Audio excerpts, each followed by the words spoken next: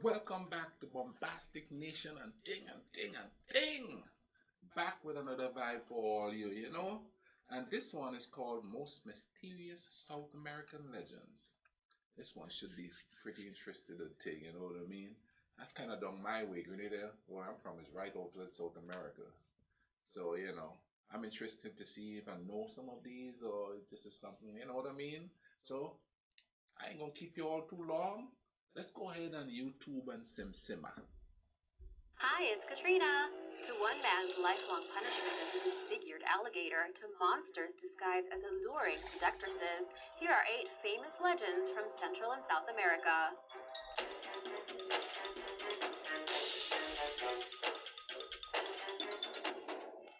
Number 8. El Hombre Caimán. The legend of El Hombre Caimán, or the Alligator Man, developed in the coastal town of Plato Magdalena, located on the Colombian-Caribbean coast. Before he became a monster, El Hombre Caimán was a fisherman named Saúl Montenegro. He was a womanizer and a peeping Tom who enjoyed spying on women while they bathed in the Magdalena River. Fearful that he would be seen lurking among the trees, Montenegro visited a sorcerer in Alta Guajira to acquire a special potion, which would temporarily turn him into an alligator, so he could watch the women without getting caught. He was given a red potion that would transform him into an alligator and a white potion that would turn him back into a man. Montenegro's plan worked for quite some time. He even had a friend who administered the white potion whenever he decided he was done staring at unsuspecting female bathers. This friend was unable to accompany Montenegro on one occasion, so another man agreed to fill in for him. When the substitute saw Montenegro as an alligator, he became alarmed and dropped the container of white potion, which shattered against a rock. A few drops of the potion splashed onto the alligator's head, and it resumed its human form, but the rest of the potion spilled, and Montenegro was trapped in his alligator body. His days as a peeping Tom were over. Women were terrified at the sight of El Hombre Caimán and stopped bathing in the river. Attempts to locate the sorcerer who had concocted the original potions were unsuccessful. Every night, Montenegro's devastated mother visited him at the riverside. She was the only woman to ever go near him again. Today, there's a monument to El Hombre Caimán in the town of Plato, and every December, the town hosts a festival in his honor. Number 7. El Bombero. El Bombero, also known as the Curahu Yara, or owner of the sun, is a character from Guarani mythology. Depictions of him vary slightly between communities, but he's typically described as a homely, small-statured, short-limbed humanoid creature. El Bombero has hairy feet that make him very stealthy, and he can become invisible at will. He lives mainly in the forests of rural areas, but sometimes takes up residence in an abandoned house. According to the legend, El Bombero can imitate birdsong and is seen as a protector of birds, especially from kids using slingshots. Rumor has it that he can make single women pregnant just by touching their bellies. He's also a troublemaker himself and is known to steal eggs and honey, set cattle loose, scare horses, and scatter provisions like corn and rice all over the place. To discourage the Bombero from mischief, it's recommended to leave out gifts of rum, cigars, and honey. Some versions of the story hold that if he receives gifts from the same person or family on a regular basis, El Bombero might even become friendly and protective of his benefactors. It's very hard to spot this elusive creature who can squeeze through narrow spaces and become invisible. The legend of this trickster is an important part of Guarani culture in northeast Argentina, Paraguay, and southern Brazil. And now for number 6. But first, be sure to share any legends and ghost stories from Central and South America in the comments below. I'd love to hear them. And be sure to click that subscribe button before you leave. We'd love... Yeah, do that too. Any kind of legends and stuff that you all know, folklore stuff that you all know, drop it in the comment section, all over the place. I don't care. I like reading about things like that. Love to have you. Number 6. La Viudita. The legend of La Viudita, or the Black Widow, is popular throughout Latin America. According to the story, she's an alluring woman who takes to the streets after midnight, dressed in black from head to toe and wearing a veil. She targets drunk men with the goal of taking them to her home or another private setting. Once the Black Widow is alone with her victim, she removes her veil to reveal a skull with no face or hair and begins laughing in a maddening, hair-raising tone. The Sounds like Elijah Bless. terrifying sight and sound usually causes her victims to faint. When they regain consciousness in the morning, they are usually covered in thistles or lying in a stinking puddle. This legend is widespread and contains few variations between regions. In the past, it was told to children as a moral story to persuade them to obey Catholic principles. There are a few different stories concerning the Black Widow's origins. One version holds that she made a pact with the devil after her husband was unfaithful to her. Another claims that she's a lost soul who died of angst after losing the love of her life. Number 5. El Sombrerón. The legend of El Sombrerón supposedly began with a real villager who dressed completely in black and rode a stern-faced horse. He was short and wore a large hat, as well as boots that made a lot of noise when... Why everything gotta be black that's in folklore? Huh? What's yours problem with black? he walked. This well-dressed man kept to himself and didn't bother anyone. When he died, however, his spirit terrorized those who caused him mischief in the streets, such as gamblers, drunks, fighters, and cheaters.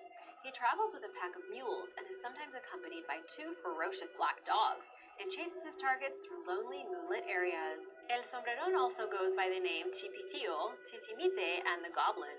In addition to wreaking havoc on moral offenders, he enjoys braiding the hair of horses and dogs, and he enjoys courting attractive young women with long hair and large eyes.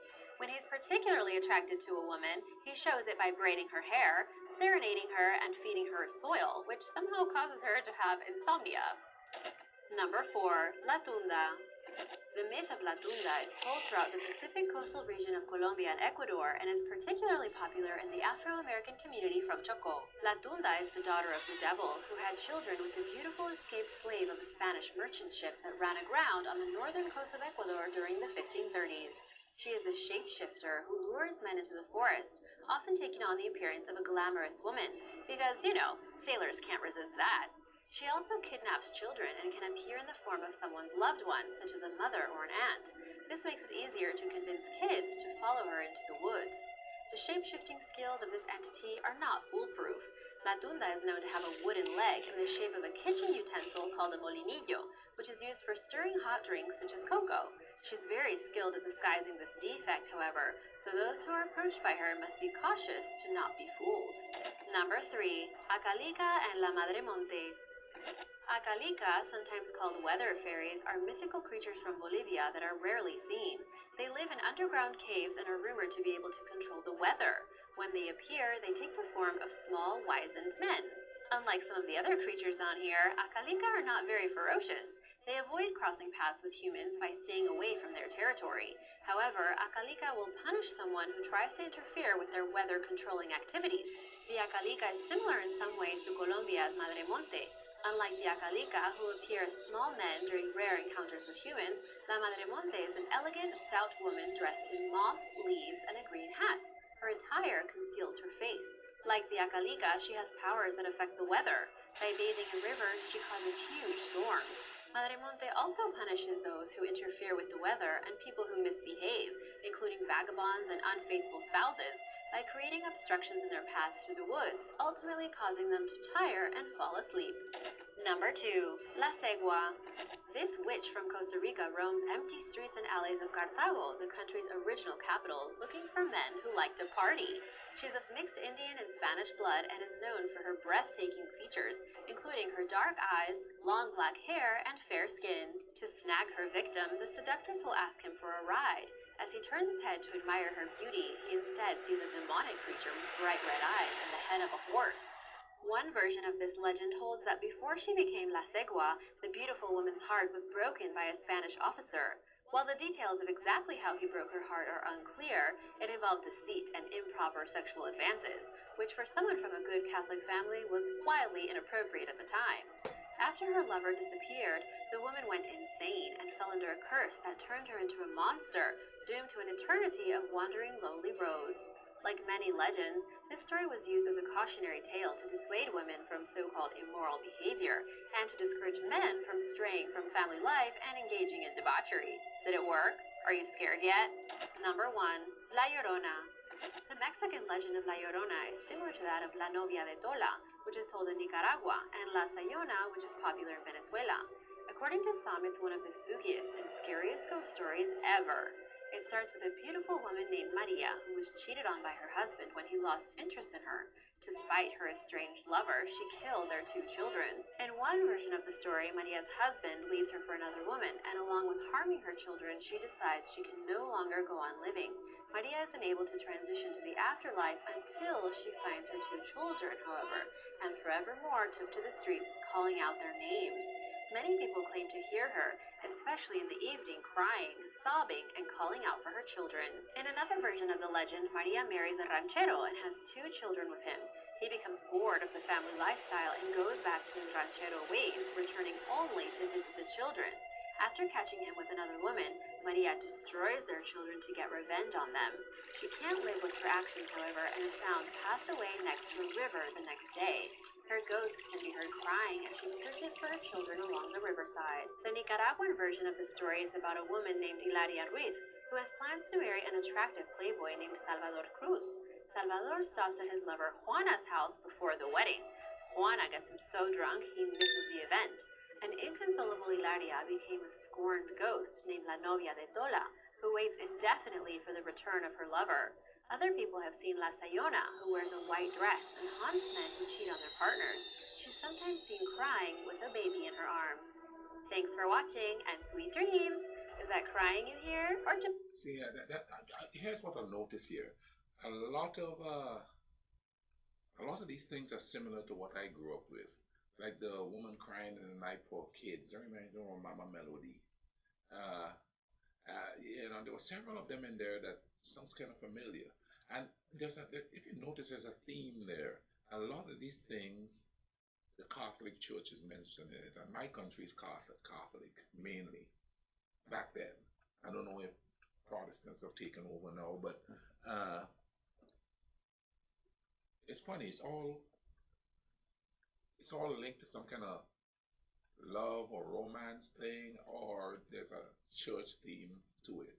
Two of the most powerful things that could control the human mind. Crazy, ain't it? You know what? You know what's sad too? It's sad that we have become so technologically advanced that we are losing some of these old folk tales and stuff, and folklore and folk characters and all of that. All that stuff is so interesting, and the reason why they came about, and it's not so much so that a lot of these things exist. It's just like they come about because of actual events that we don't know about because we weren't alive then, and it wasn't recorded then. It's kind of like if you see something in a room, and by the time it gets to the other side of the room, the story is different, with a different plot and a different base to the story. You know what I mean? I could just imagine, and I know it happened on my island, like, okay, we have Obia there. And there's always people, old people especially, who act like Obia man or Obia woman and scaring kids and stuff, wearing strange clothes and stuff when I was growing up.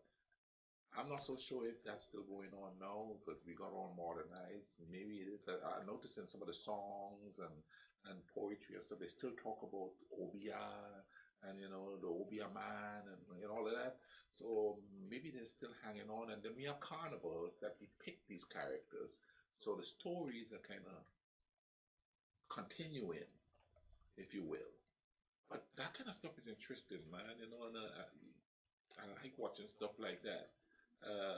And to see how different cultures have basically the same characters, but they have their own twist to it in accordance to their culture.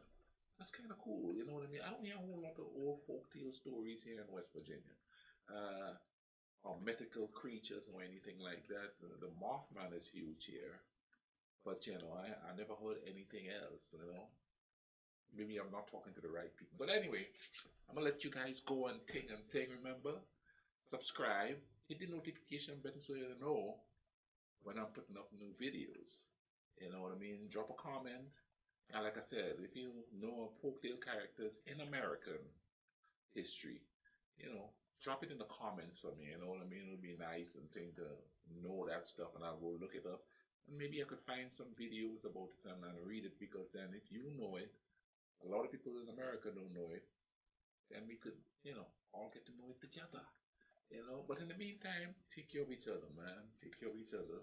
Make sure your fellow human beings is well taken care of, or as good as possible in these times, in these tumultuous times and things. And always, while you're doing that, make like Cool Runnings.